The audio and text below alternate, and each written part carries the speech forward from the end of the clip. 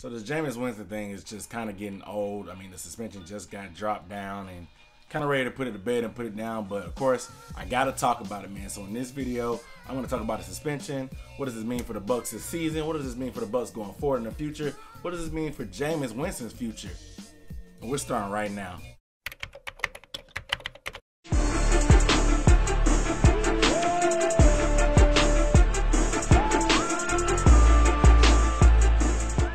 What up, dude? What's up, everybody? It's Aaron Duncan here with the Necessary Bluntness Sports Talk. Man, you guys already know what it is. It's the channel. We might not tell you what you want to hear, but we're definitely going to tell you what you need to hear. And I give you the recap and analysis of the best division in the NFL, the NFC South. So you guys already know if you want to see more videos about the Bucs, the Panthers, the Saints, or the Panthers.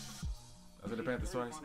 Oh, well. You guys already know. Hit the subscribe button below. Give the video a thumbs up. Share it. Tell a friend to tell a friend. You know, show love. I really appreciate it. But hey, real quick, you guys let me know down in the comments below. I got to figure out what you guys think.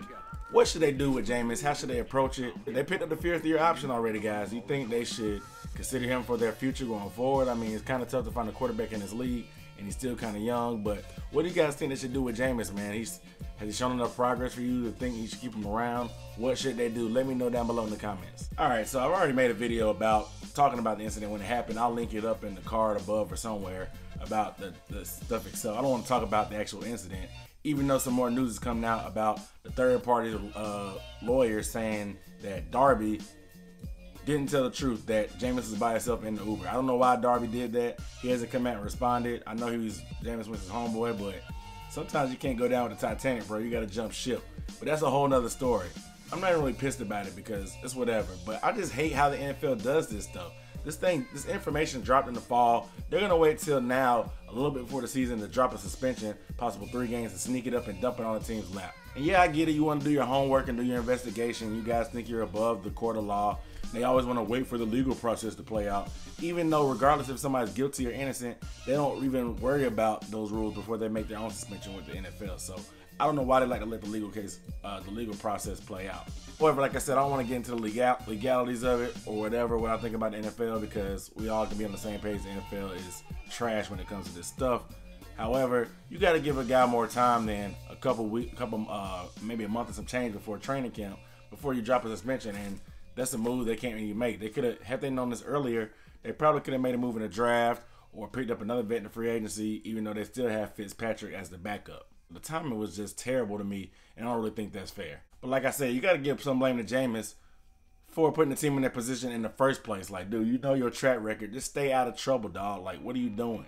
So Fitz is going to be starting out the season, of course. A lot of people feel confident with Fitz. I don't know. He's been a career backup.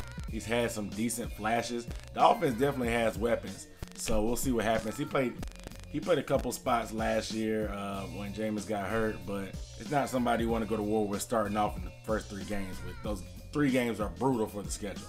So you're going to be missing Jameis for the first 3 games. I know everybody sliced and diced the beginning of the schedule with the Saints starting off on the road. And then you got the Eagles at home and the Steelers at home, which are 3 division winners, 3 teams that will probably compete for a Super Bowl this year if everything plays out how everybody thinks. So it's going to be tough for Fitz going into battle. However, to be completely 100% honest, I didn't think they were going to win any of these games in the first place with Jameis Winston. Maybe one. They maybe can get the Saints, because they always play the Saints pretty tough on the road. I don't know what it is, man. They always play the Saints pretty tough, especially with a division game. The familiarity is there. So I think they probably had a chance to steal that opening week game. But the other 2 games, I think it's just too much firepower on the opposition. I didn't think they were going to have a chance coming into those first 3 games anyway. So it's not that big of a deal on that aspect. But as far as getting a rhythm with the team and building up their rapport, Jameis is going to be behind the 8 ball. Luckily, they play the Bears the following week. The Bears are supposed to be improved from last year. They made some moves in free agency. Mr. Trubisky, hopefully he'll throw more than 12 passes a game. We'll see if he can improve on that. However, that'd be a good game for Jameis to come back to. They have a sneaky, decent defense.